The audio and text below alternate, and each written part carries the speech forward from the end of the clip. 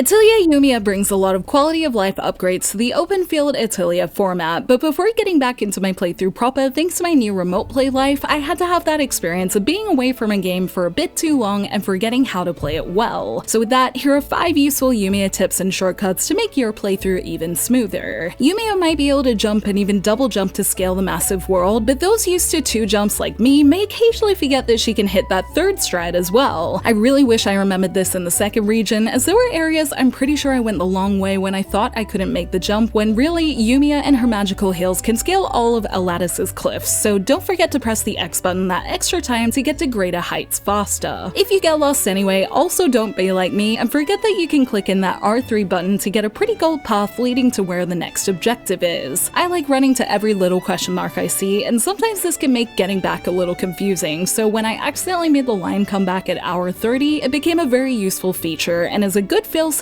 when you're gonna keep distracting yourself because another treasure test. It's easy to get distracted in Yumia because of all its little things encouraging you to intensely multitask, and one of the more forgettable things you can tack onto your running around is collecting materials, which you can track on the minimap if you select the material or enemy you're tracking down in the guide. Find what you want, press square, and the closest available one will be displayed on the top tracker, making it easy to make a small detour when you're near what you want. I didn't need this feature until about the 50-hour point, but when I did, I was happy with how simple it made my questing, so keep it in mind if you're questing too. And if you're trying to get all the items, a forgettable thing that might have you missing some are the comfort levels at your buildable bases, which can often unlock blueprints and other benefits like higher level materials and more. Between synthesis and adventuring, I feel like the base decoration game is definitely one of the things that can fall by the wayside, so I'm gonna be curious in my post-game time about how these can help me get better things. Finally, in the post-game, I'm also looking forward to completing my skill tree, which thankfully wasn't as easy as it was in the Ryza games, but consequently meant I had to remind myself of it. When I did though, I never regret it. There are some incredible synthesis skills and powerful combat upgrades you can get if you take the time, so while I was aware of it and did all the random quests my little heart wanted to get SP, I often just didn't actually use the points until it got to a noticeably large amount, although it did make it fun to get a bunch of upgraded features all at once, so maybe it wasn't the worst. Did you forget about any of Yumia's features, and do you ever forget the smallest systems of games in longer playthroughs? Let me know in the comments.